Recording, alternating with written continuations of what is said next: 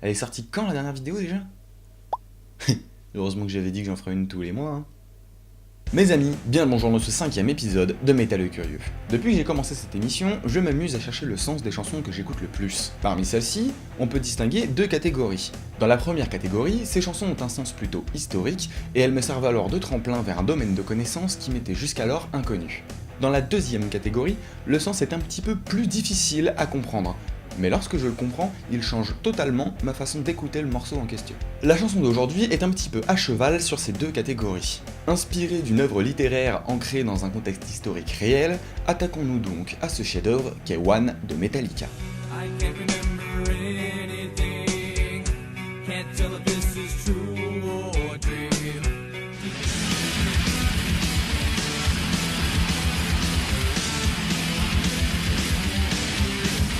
Le groupe a été fondé à Los Angeles en 1981. Avec ses 11 albums studio, vendus à plus de 125 millions d'exemplaires, Metallica est l'un des pionniers du thrash metal avec Anthrax, Slayer et Megadeth, qu'on surnomme par ailleurs les Big Four of Thrash. Les inspirations du groupe sont diverses. The Thing That Should Not Be ou The Call of Cthulhu sont inspirés par l'univers de Lovecraft, tandis que Master of Puppets tient un discours clairement anti-drogue. Et donc, on trouve des chansons d'inspiration littéraire comme For Whom the Bell Tolls, inspirée par l'œuvre éponyme de Ernest Hemingway, ou bien One. Alors, œuvre littéraire dans le cas de One, c'est pas tout à fait exact. Je m'explique. En vérité, Metallica s'est inspiré du film Johnny s'en va en guerre de Dalton Trumbo, sorti en 1972. Seulement, ce film est lui-même une adaptation du roman du même nom, écrit par Dalton Trumbo himself en 1938 et publié en 1939. Pour comprendre un peu de quoi ça s'agit, je vais donc parler du roman d'abord, puis du film, avant de m'attaquer à la façon dont Metallica a traité l'œuvre. Oh, et je vous préviens, je vais spoiler à balle. Le livre raconte donc l'histoire de Joe Bonham, surnommé Johnny, un jeune américain engagé dans l'armée pendant la Première Guerre mondiale. Seulement, la guerre a vraiment très mal tourné pour lui, car un obus l'a privé de ses bras, de ses jambes, de son ouïe, de son odorat, de sa vue et de sa parole. Dans la première partie du livre, intitulée Les Morts, on alterne entre des moments de lucidité fugaces, pendant lesquels Johnny se rend compte peu à peu de son état, et des moments de rêve, de souvenirs, qui font prendre conscience à Johnny de tout ce qu'il a perdu, ainsi qu'au lecteur. Johnny est donc plongé dans les ténèbres, hors du temps, hors de tout, et désespérément seul.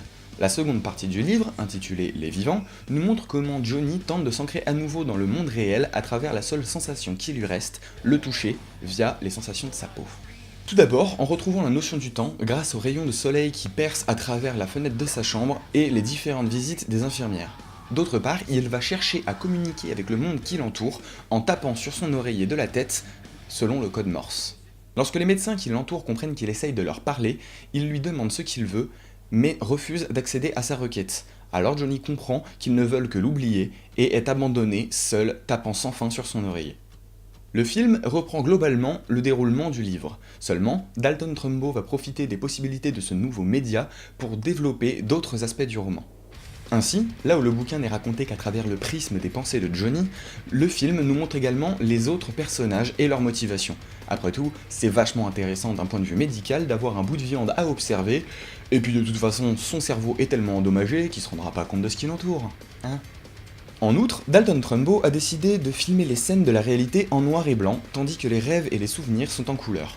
Ce choix dans les couleurs des images permet de montrer que pour Johnny, la réalité est bien pire que son monde imaginaire.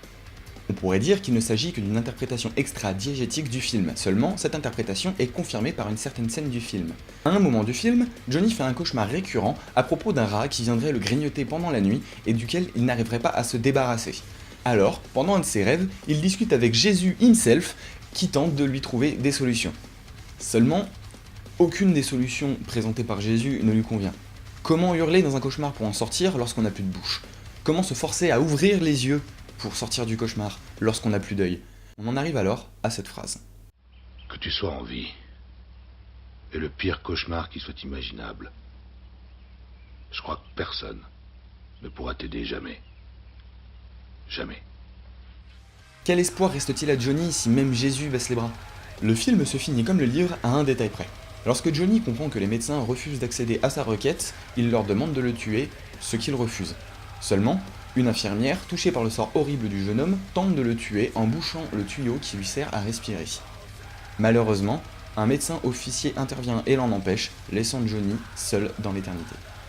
Avant d'analyser le message de ces deux œuvres, voyons comment Metallica s'est approprié cette histoire. Une fois n'est pas coutume, je vais également parler du clip, car il est indissociable du message de la chanson. En effet, il est entrecoupé de citations et d'extraits du film, l'influence principale de Metallica. Le clip commence avec 20 secondes de sons de mitrailleuses, d'hélicoptères et d'obus. Ensuite commence l'introduction, uniquement instrumentale, pendant laquelle les guitares en son clair symbolisent le réveil de Johnny, ce qui est confirmé par le premier couplet. I can't remember anything.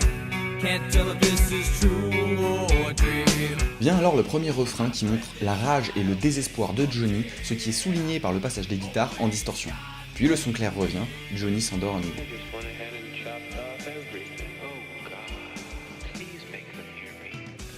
Le deuxième couplet décrit la douleur de Johnny, uniquement capable de vivre grâce aux machines auxquelles il est branché 24 heures sur 24, perdu entre les rêves et la réalité douloureuse, suivi par un autre refrain.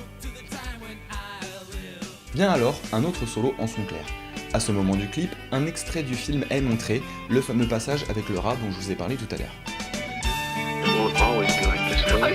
I can't live like this. I can't. Please, no, I can't. I can't. Help me. Somebody please help me. Mother, where are you? Help me, mother. I'm having a nightmare and I can't wake up. Cette fois, il n'y a plus de paroles.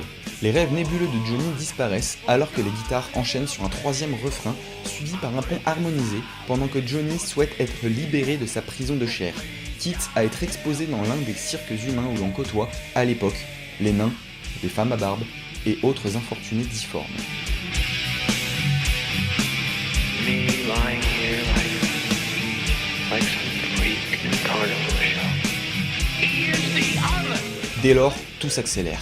Les guitares se font plus violentes que jamais, le rythme fait écho au son des mitrailleuses et la voix de James Hetfield se fait plus rauque encore. Les ténèbres encerclent Johnny. C'est le moment où Johnny appelle à l'aide et si on ne peut l'aider, qu'on le tue, pitié, qu'on le tue. It's Morse code. For what?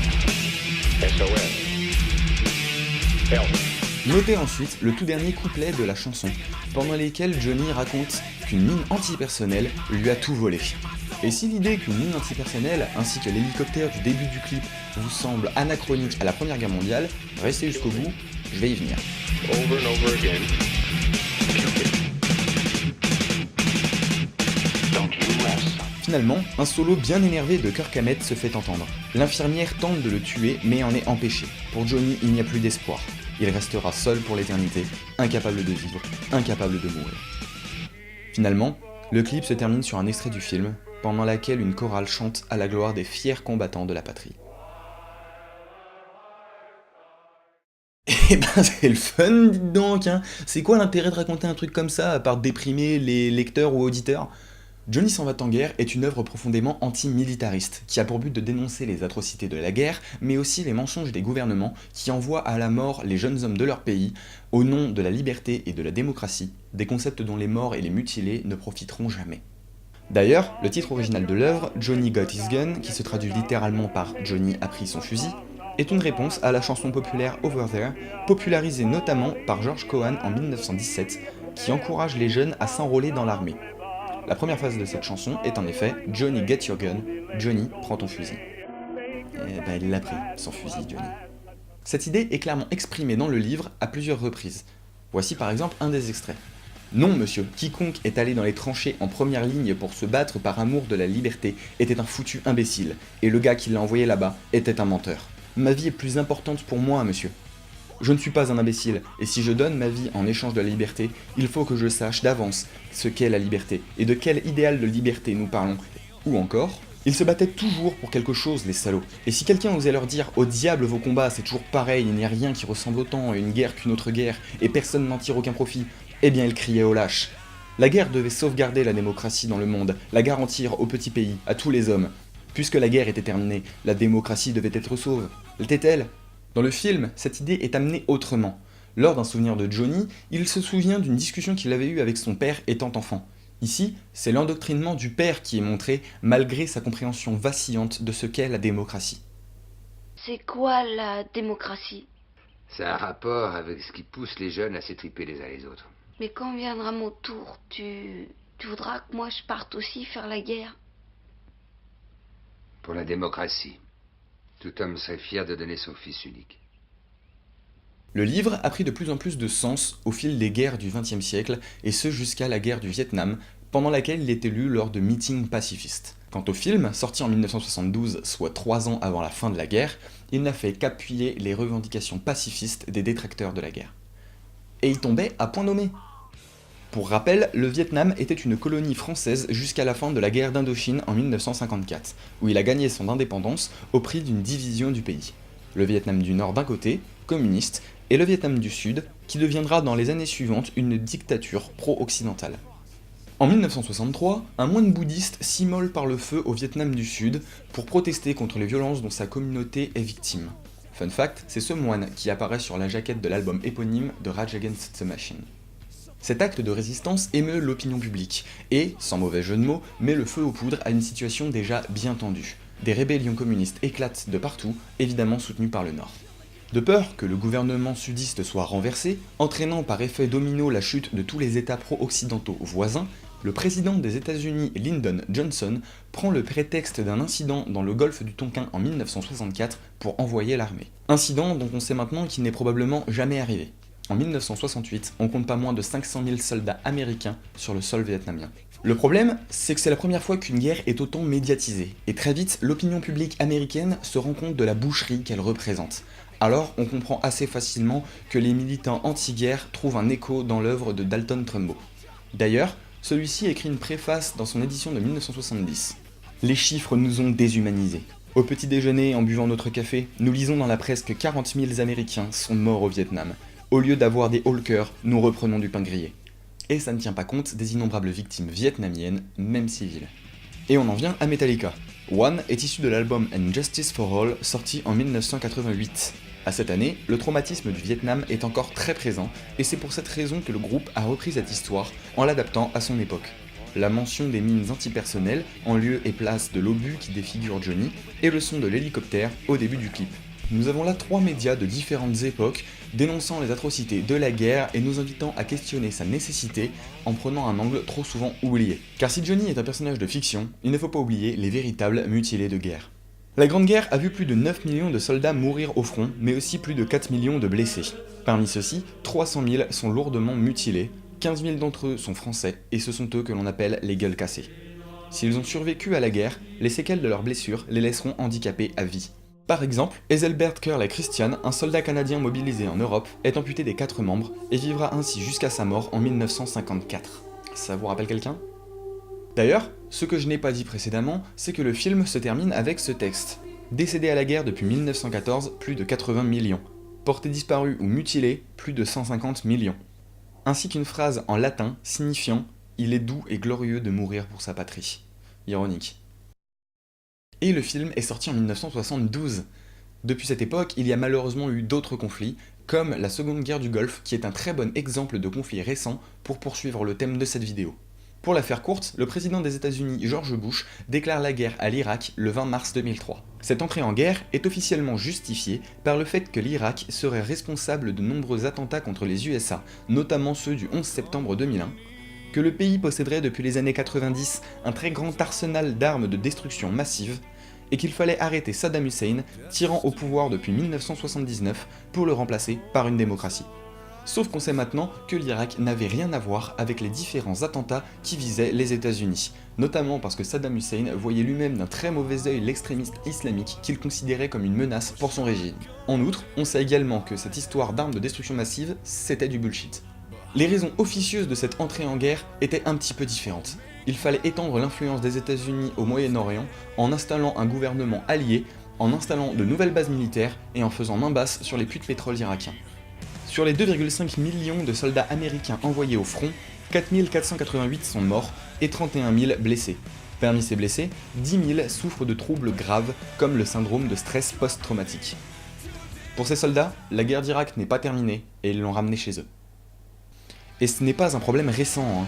Déjà en 1867, Joseph B. Geoghegan écrit Johnny I Hardly Knew Ya, probablement sur la base d'une chanson populaire anti-guerre écrite fin 18e, début 19e. Reprise ici par Dropkick Murphys, on peut entendre